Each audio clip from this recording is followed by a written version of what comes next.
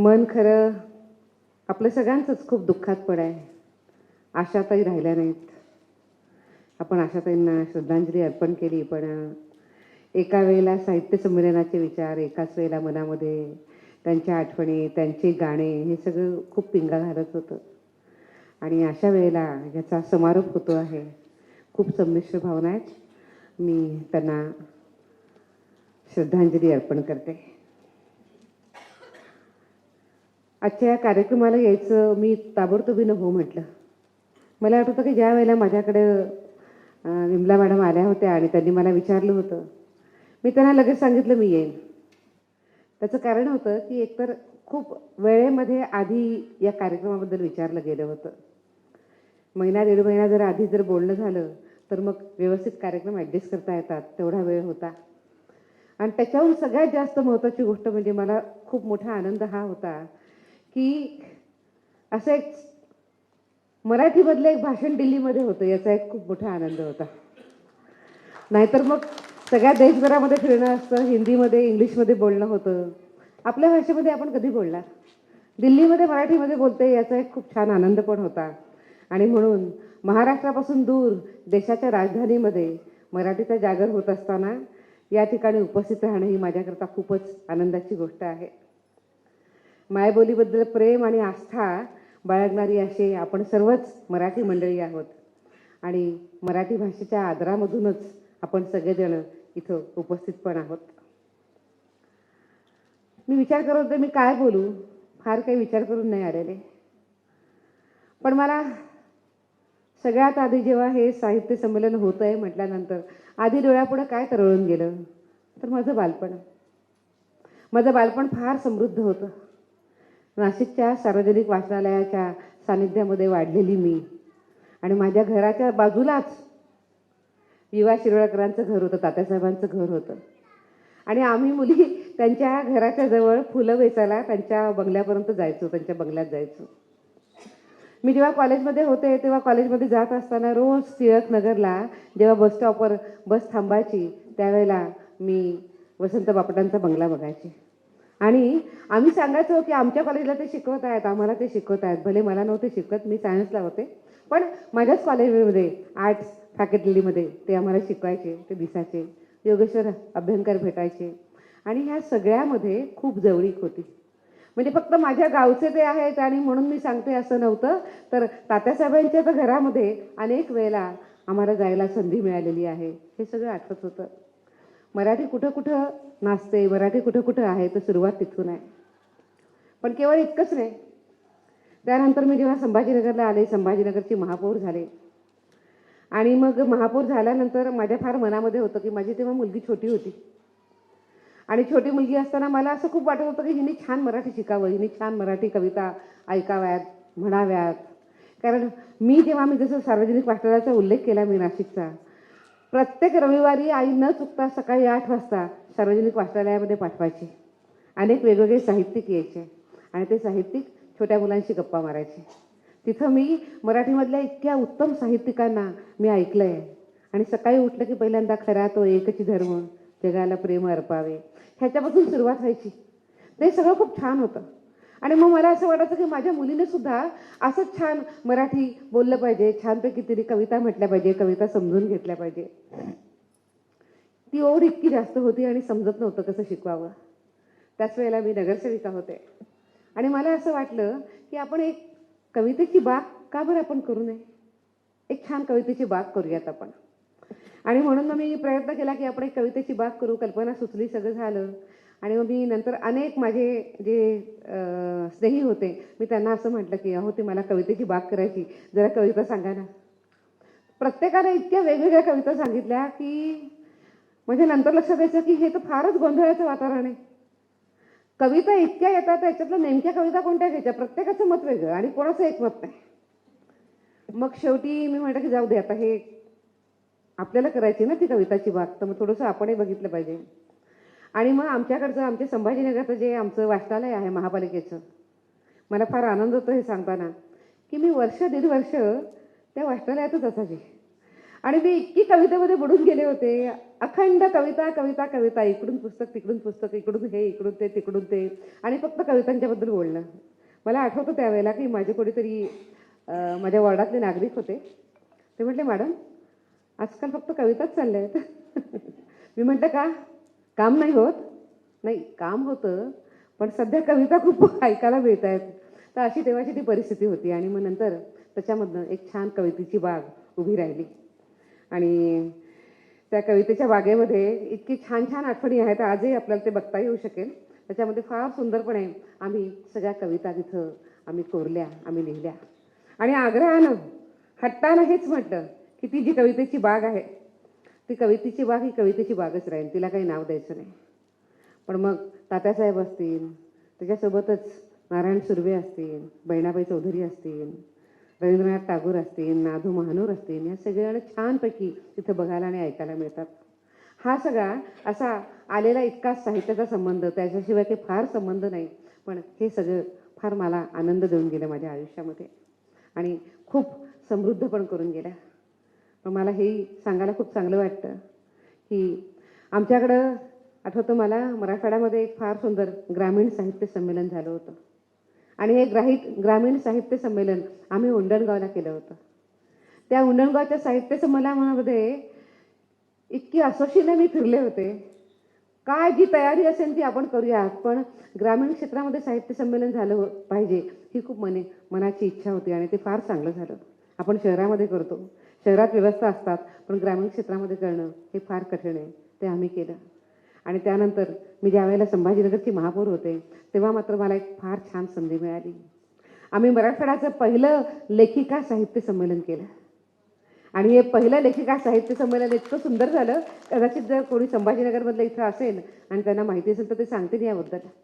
फार सुंदर आम्ही साहित्य संमेलन केलं, त्याची मी स्वागताध्यक्ष होते. पण आमचं ते साहित्य संमेलन हे अगदी अजरामर असं झालं. अशा अनेक छान आठवणी माझ्या मनात आहे. त्यामुळे तशी त्या अर्थानं कविता कादंबऱ्या लिहिणारी मी नाही.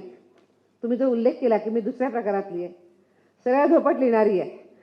फार कविता साहित्य लिहिलेलं नाही, पण ते अनुभवणं, त्याचा आनंद घेणं हा एक फार मोठा असा एक गोष्ट आहे असं मला वाटतं. मला आज हेही म्हणावं असं वाटतं आहे की मला तुमच्या सगळ्यांचं खूप कौतुक करायचं आहे.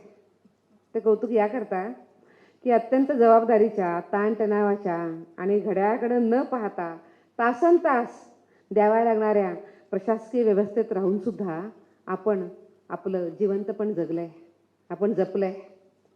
कविता असतील, उत्तमपणे लिहिणं असेल, साहित्याचे वेगवेगळे प्रकार असतील, त्याच्यामध्ये व्यक्त होणं असेल, पण हे खरंच अवघड आहे. कित्येक वेळेला असं होतं की कामाचा इतका ताण असतो, रोजचं रुटीन एक ठरलेलं असतं आणि त्याच्यामध्ये त्या धकाधकीच्या जीवनामध्ये काही लिहिणं हे फार कठीण आहे. ते होतच नाही आणि मग सगळं सुटून जातं. पण अशा वेळेला इतका सगळा ताण, कमी असलेला वेळ हे सगळं सांभाळून तुम्ही लिहिता होत आहेत, ही फार एक महत्त्वाची गोष्ट आहे. आणि मला असं वाटतं की ही जी सृजनशीलता आहे आपण ही उत्तमपणे जपली पण पाहिजे. महिलांवरची जबाबदारी ही खूप दुहेरी असते. कोणती जरी महिला असली तरी घर सांभाळावंच लागतं. काही ना काही प्रकारच्या जबाबदाऱ्या असतातच. आणि ऑफिसमध्ये उत्तम काम करायचं असतं. वंडर वुमन म्हणून आम्हाला सगळ्या जगामध्ये पुढे जायचं असतं. त्याच्यामध्ये कमी नको, म्हणजे काय महिला आहे ना, तर त्या अशाच आहेत, त्या काय करतील, होणारच वेळ. अहो त्यांना प्रेझेंटेशन मागितलं की ते 2 दिवसांनी मिळतं, असं आपल्याला ऐकायचं नसतं. त्यामुळे त्याकरता खूप प्रयत्न करावे लागतात. तुम्ही एक चांगला मुद्दा मांडला, जो कालच्या याच्यामध्ये आजच्या सकाळचा तुम्ही आता उल्लेख केला की अश्विनी भिडेंचा जे त्यांची जी मुलाखत झाली त्याच्यामध्ये त्यांनी हा मुद्दा सांगितला. पण असं फार कमी होतं आणि मग स्वतःला खूप जास्त सिद्ध करावं लागतं. अशा वेळेला तुम्ही हे सगळं सांभाळतात, ही खूप छान गोष्ट आहे. मला असं वाटतं की माझ्यासारखी महिला या साहित्य निर्मिती मागच्या ज्या प्रसव वेदना आहेत ती उत्तमपणे समजू पण शकते. आणि म्हणूनच असंही वाटतं की प्रशासनामध्ये राहून मराठी साहित्याबद्दल आस्था बाळगणाऱ्या आणि मराठी साहित्यात भर घालणाऱ्या मला माझ्यासमोर बसलेल्या भगिनींची जी कामगिरी आहे ती मला खूप जास्त मोलाची वाटते. राज्यकारभार असेल, प्रशासन असेल, या सगळ्यामध्ये उच्च कामगिरी ज्यांनी बजावली आहे, अशा आपल्याकडे अनेक कर्तृत्ववान महिला आहेत. मराठीला ती खूप दीर्घ अशी परंपरा आहे. अगदी राजमाता जिजाऊ असतील, महाराणी तारा राणी आहेत, पुण्यश्लोक अहिल्यादेवी होळकर असतील, राणी लक्ष्मीबाई आहे, अशा या सगळ्या महिलांची आपण नावं घेऊ शकतो. ही तेजस्वी नावं आहेत.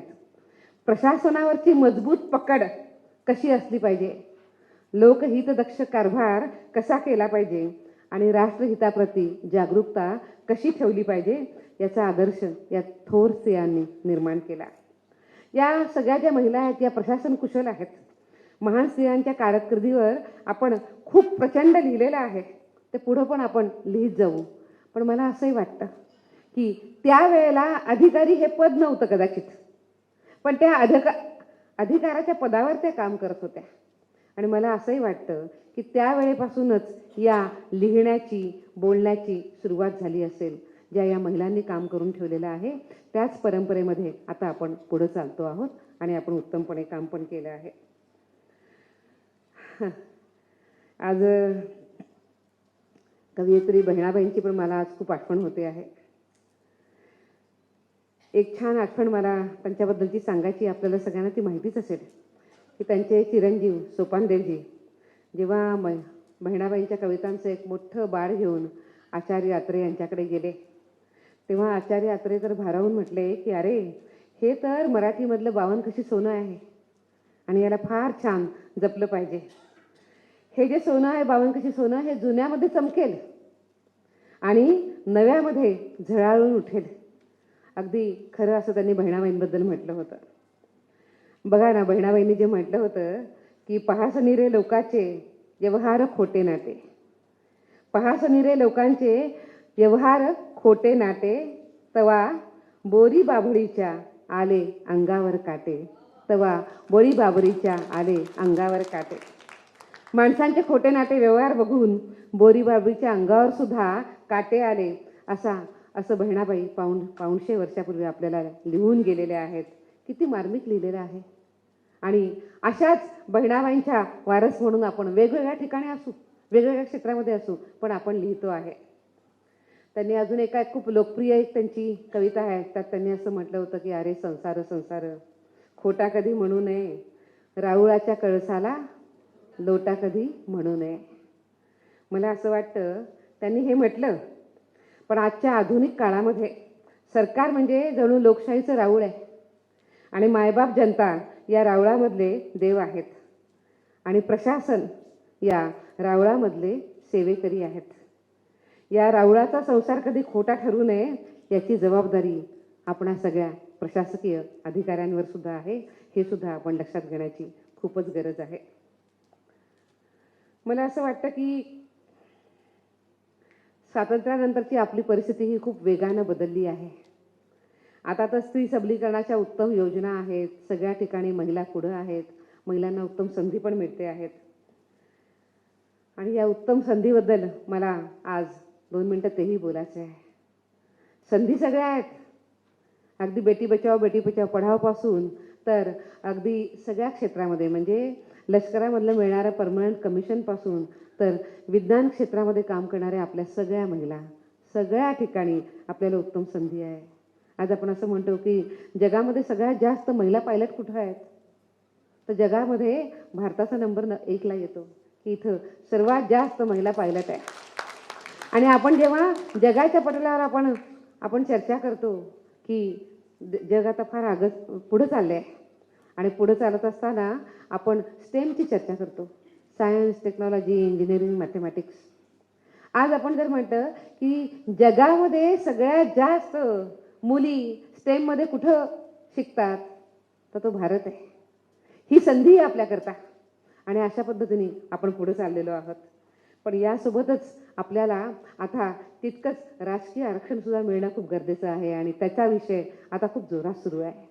मला जे आधी भाषण करावं लागलं त्याचं कारणच असं आहे की उद्या राष्ट्रीय महिला आयोगाचा एक फार मोठा कार्यक्रम आहे की आता हे जे महिलांचं 33% आरक्षण येतं आहे, निर्णय प्रक्रियेमध्ये त्यांचा सहभाग होतो आहे, याला घेऊन उद्या आम्ही कमिशन एक खूप मोठा कार्यक्रम करतो आहे. त्या कार्यक्रमाला माननीय प्रधानमंत्री उद्या सकाळी 11 वाजता येणार आहेत आणि त्याकरता मला जायचं आहे, म्हणून थोडंसं मी घाईनं आधी बोलले. पण या सगळ्यामध्ये जर आपण पाहिलं आहे की आपल्याकडं जसं मी निर्णय प्रक्रियेमध्ये महिलेचा सहभाग हा भाग म्हटला आणि म्हणून मी आरक्षणाचा उल्लेख केला, तसंच त्याचा दुसरा जो भाग आहे, एका नाण्याच्या दोन बाजू, त्या आपल्या दुसरीकडे काम करणाऱ्या महिला अधिकारी पण आहे. एकीकडं निर्णय करण्याकरता महिला येत आहेत राजकारणामध्ये, त्या आमदार खासदार त्या 3 टायर सिस्टीममध्ये काम करत आहेत, आणि दुसरीकडं त्यांना साथ द्यायला आमच्या देशामधल्या आमच्या राज्यामधल्या अत्यंत सक्षम अधिकारी आहे. असं चित्र आपल्याला उभं करायचं आहे. आणि हे जे मी चित्र म्हणते आहे हे प्रत्यक्षामध्ये येऊ शकतं, का नाही येऊ शकत? हे प्रत्यक्षामध्ये येणं आणि याबद्दल प्रत्यक्षामध्ये लिहिणं फार गरजेचं आहे. आणि ज्या वेळेला आपली थॉट प्रोसेस या पद्धतीची होईल तेव्हा मला असं वाटतं की अधिक जास्त आपण साहित्यामध्ये भर घालू शकू आणि अधिकाऱ्यांचं हे जे विश्व आहे हे विश्व पण आपण अधिक जास्त प्रगल्भ पण करू शकू. प्रशासनामधल्या या जबाबदाऱ्या सांभाळत असताना आपलं अनुभव विश्व हे खूप मोठं असतं, खूप समृद्ध असतं. हे सगळे अनुभव आपण नोंदवले पाहिजे, समाजापुढे ते आणले पाहिजेत.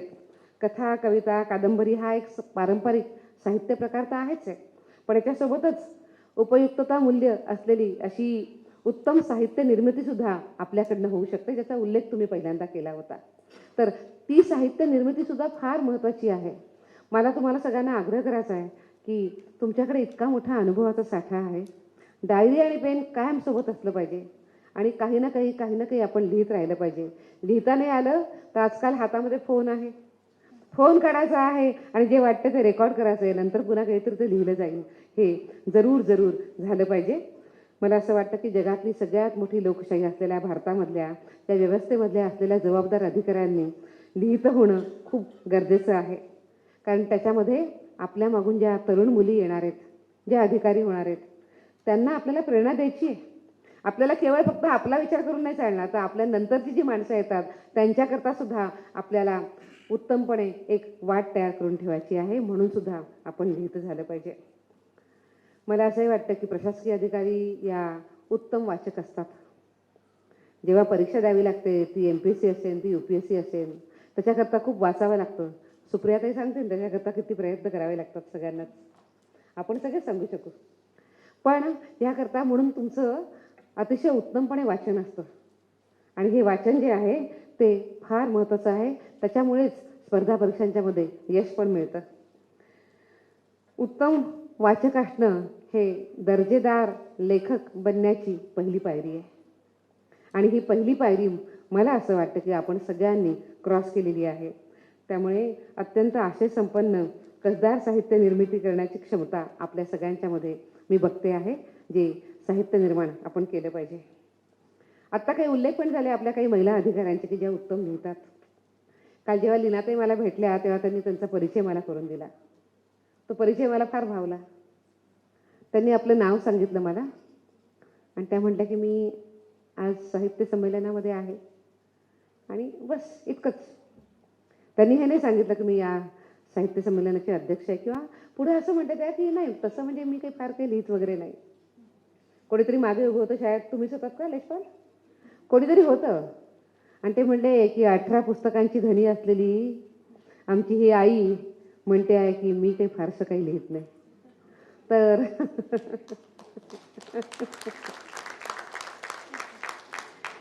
तर म्हणून मला आता काही महिला अधिकारी जरूर आठवतात, त्यांचा उल्लेख करणं मला फार महत्त्वाचं वाटतं. 1986 साली रजनी सिब्बल या नागरी परीक्षेमध्ये अव्वल ठरलेल्या अधिकारी देशातल्या पहिला महिला अधिकारी होत्या. निवृत्तीनंतर त्यांनी आत्ताच women of influences 10 extraordinary IAS careers हे पुस्तक त्यांनी लिहिलं आहे. ह्याच्यात त्यांनी अशा 10 महिला अधिकाऱ्यांचा उल्लेख केलेला आहे की ज्यांनी प्रचंड प्रेशर, प्रचंड दबावाचा सामना करून सुद्धा प्रशासकीय क्षेत्रामध्ये अत्यंत महत्त्वपूर्ण असे बदल घडवून आणले. अतिशय वाटण्यासारखं असं हे पुस्तक आहे. मीरा बोरवणकरांचा आता उल्लेख झालाच. त्यांचंही मॅडम कमिशनर जे पुस्तक आहे ते सुद्धा आपल्याला बरंच काही सांगून जातं, शिकवून जातं आणि अनेक अनुभव त्यांचे आपण सुद्धा अनुभवू शकतो, आपल्या गाठीशी येऊ शकतात. अतिशय संवेदनशील असे लिहिलेले हे पुस्तक आहे. आणि बिहारच्या पहिला महिला IPS मंजिरी गरवर यांनी पण बिहारचं जे पोलीस आहे, जे पुरुष प्रधान संस्कृतीचं त्यावेळेला द्योतक होतं, अशा पोलीस दलामध्ये जो भोगलेला संघर्ष आहे ह्याच्याबद्दल सुद्धा त्यांनी मॅडम सर या पुस्तकामध्ये उत्तमपणे उल्लेख केलेला आहे. ही प्रशासनामध्ये काम करणाऱ्या काही महिला अधिकाऱ्यांची मी नावं घेतली, पण मला स्वतःला असं वाटतं की केवळ एवढीच नावं आहेत असं नाही आहे. तर आपल्या सगळ्यांच्याकडे ते अनुभव आहेत आणि आपण कुठं ना कुठं ते लिहित असतो. तर त्यामुळे आपण बोलतं आणि लिहितं झालं पाहिजे. देशाच्या सामाजिक, आर्थिक आणि सांस्कृतिक बदलाचं दस्तऐवजीकरण यातून नक्की होऊ शकतं, हे आपण लक्षात ठेवलं पाहिजे. केवळ मी लिहिलं आहे ठीक आहे, चला आलं मनात म्हणून लिहिलं असं नाही आहे.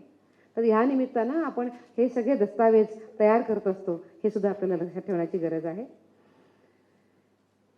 बाकी मला असं वाटतं की एक विषय जरूर आहे की साहित्य निर्मिती कशाकरता करायची, असा विषय अनेक वेळेला समोर येतो. ह्याच्याकरता पूर्वी आपल्या मराठी साहित्यामध्ये असे अनेक वाद पण झडलेले आहेत की आर्ट फॉर आर्ट सेक म्हणजे कलेसाठी कला, की आर्ट फॉर लाईफ सेक म्हणजे जीवनासाठी कला.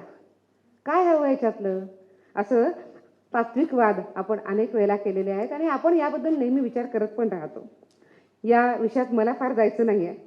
माझ्यासाठी साहित्याचं जे महत्त्व आहे ते हे आहे की जे घटकाभर माझी करमणूक करेल, मनोरंजन करेल, स्मरणरंजनाचा आनंद मला देईल, माझी मनोवृत्ती प्रसन्न करेल, माझे दुःख, माझी चिंता विसरण्याकरता मला मदत करेल आणि अंतिमतः माझं व्यक्तिगत जीवन, माझा समाज, माझा देश अधिक उत्तम दर्जेदार होण्याकरताची जी प्रेरणा आहे ती प्रेरणा मला या सगळ्या साहित्यामधून मिळाली पाहिजे, एवढा आनंदाचा उद्देश माझ्याकरता तरी मला वाटतो.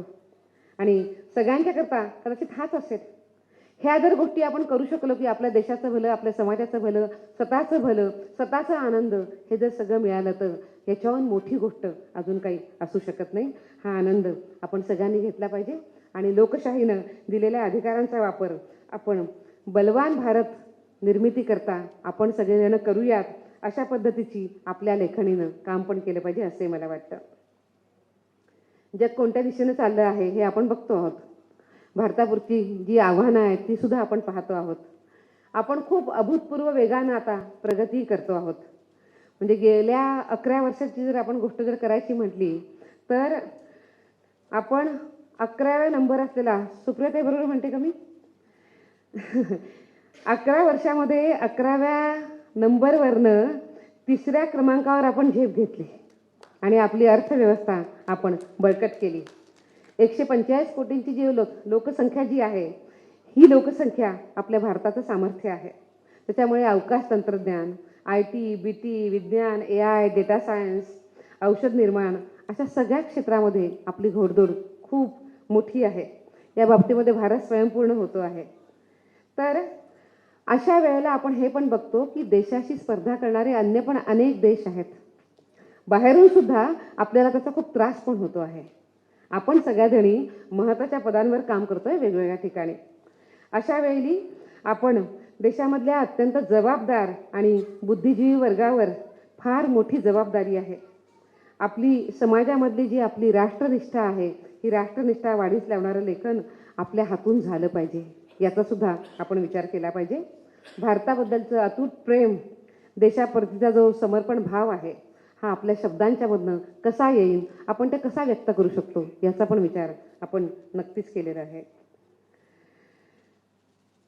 ब्रिटिशांनी ज्या वेळेला आपल्यावर राज्य केलं त्यावेळेला जे साहित्य होतं त्या साहित्यामध्ये आपण खूप अडकून पडलो होतो. त्याच्यामधनं मुक्त होऊन आपण आपल्या पद्धतीचं साहित्य निर्मिती आपण कसं करू शकतो याचा सुद्धा विचार आपल्याला केला पाहिजे. भारतीय संस्कृती, आपल्या प्राचीन परंपरा याच्यामधल्या ज्या काल सुसंगत बाबींचा पुरस्कार, भारताच्या ज्या खऱ्या नायिका आहेत त्या खऱ्या नायकांच्या बद्दलचं माहिती आपल्या पुढे येणं हे फार महत्त्वाचं आहे.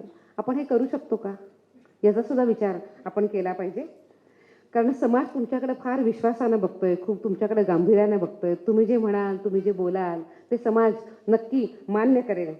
समाज घडवण्याची ताकद आपल्या सगळ्यांच्यामध्ये आहे, हे लक्षात ठेवून आपण काम केलं पाहिजे. त्यामुळे मला खात्री आहे की या अधिवेशनाच्या निमित्तानं आमच्या मराठी प्रशासकीय महिला अधिकाऱ्यांच्यामध्ये साहित्य निर्मितीची एक उत्तम प्रेरणा पण आपल्याला सगळ्यांना मिळेल. ज्यांचा हात यापूर्वी लिहिता झालेला आहे त्या यापुढेही अधिक जबाबदारीनं लिहित राहतील आणि नेमका दृष्टिकोन ठेवून आपला लेखन प्रवास त्या नक्कीच पुढे करतील, याच्याबद्दल मला विश्वास आहे. आणि मला असंही वाटतं की ह्याच्यानंतर जे अखिल भारतीय मराठी आपलं साहित्य संमेलन होईल त्यावेळेला आपण इतकं उत्तम लिहू की इथंच बसलेल्या कोणापैकी तरी त्याच्या अध्यक्षपदाची संधीसुद्धा आपल्याला मिळू शकेल असंही मला वाटतं आहे. इतकी ताकद आपल्या सगळ्यांच्यामध्ये आहे. त्या ताकदीचा आपण फक्त लक्षात ठेवलं पाहिजे आणि पुढे गेलं पाहिजे. मला शेवटी हेच म्हणायचं आहे की निर्मितीचं वरदान लाभलेली स्त्री कधी माघारी जाऊ शकत नाही. ती जगामध्ये सगळं विश्व पेलू शकते. व्यापक अनुभव विश्व आणि बुद्धिमत्ता असणाऱ्या सगळ्या आपल्या मराठी अधिकाऱ्यांना मी खूप खूप धन्यवाद देते आणि सवड काढून जवळजवळ आपण लिहित व्हा असं पण आपल्या सगळ्यांना आग्रह करते. गेल्या 2 दिवसामध्ये मराठी भाषा, मराठी साहित्य यावर इथं सविस्तर चर्चा झालेलीच आहे. मी सरहदच त्यासोबतच आपल्या महाराष्ट्राच्या सरकारचं आणि त्यासोबतच सगळ्यात महत्त्वाची गोष्ट म्हणजे महाराष्ट्र सदन, विमला मॅडमचं, सगळ्यांचं, संजय नहारांचं, सगळ्यांचं, लेशपालजींचं, सगळ्यांचं खूप खूप कौतुक करते की तुम्ही एक टीम बनून तुम्ही हे काम केलं आहे. मी इथं हे बघितलं की कोणी एक वेगळा नव्हता, सगळ्यांची टीम होती आणि कोणाला इथं व्यक्तिगत काही नको होतं. आपण मिळून आपलं एक उत्तम काम उभं करू. हा जो तुम्ही इथं छानपैकी पायंडा पाडला आहे हा खरंच खूप कौतुकास्पद आहे. तुमच्या सगळ्यांचं मी खूप खूप अभिनंदन करते. आणि आपण सगळेजण मराठीच्या प्रेमापोटी इथं जमलेलो आहोत. आपली मराठी जगातल्या कोणत्याही भाषेपेक्षा कमी नाही आहे. आपली मराठी रसाळ आहे, मधाळ आहे, रसरशीत आहे, टवटवीत आहे, खटकेबाज पण आहे, थेट पण आहे आणि खमंग पण आहे आणि त्यासोबत थोडीशी कडवट पण आहे. असे जेवढे जेवढे काही रंग असतील तेवढे सगळे रंग, गंध, चव, विकार, भावना हे सगळं आपल्या मराठीमध्ये आहे. हे सगळं व्यक्त करण्याची क्षमता आपल्या मराठीमध्ये आहे. मराठी अभिजात आहे, मराठी समृद्ध आहे आणि या मराठी साहित्याचं दालन तुमच्या अनुभवाच्या आणि प्रतिभेच्या बळावर अधिक सुंदर होईल अशी मला अपेक्षा आहे.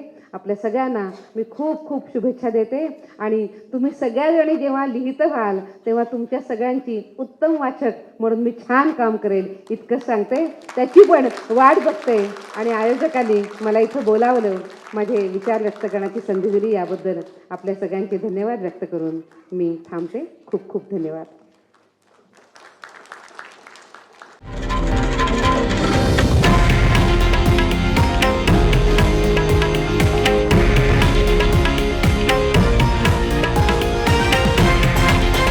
हे आहे देशातील नंबर 1 न्यूज नेटवर्क आणि आपण पाहत आहात TV9 मराठी, एकमेव.